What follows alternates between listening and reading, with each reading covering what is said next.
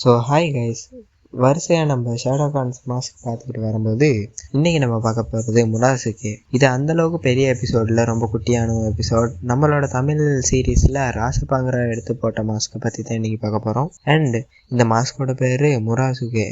இது அந்த பிளேட் மாதிரி கையில் வச்சுருக்கோம் பார்த்தீங்களா, அந்த ஷேடோகான்ஸை வர வைக்கக்கூடியது. அண்ட் இது அங்கிள் மந்திரம் ஈஸியாகவே போட்டிருப்பாரு. அந்த ஃபேக்டரிக்கு போயிட்டு ஜப்பனீஸ் சில்க், அதாவது ஜப்பனீஸ் பட்டு துணியை எடுத்து இதை அழிச்சிருப்பாரு. அண்ட் இதை கண்டுபிடிச்சிருக்கும்போது மியூசியம், டோக்கியோ ஜப்பானில் ஒரு மியூசியமில் தான் கண்டுபிடிச்சிருப்பாங்க. அந்த எபிசோட் பார்க்காதவங்க போய் பாருங்கள், இன்னும் யூடியூப்லேயே அவைலபிளாக இருக்குது.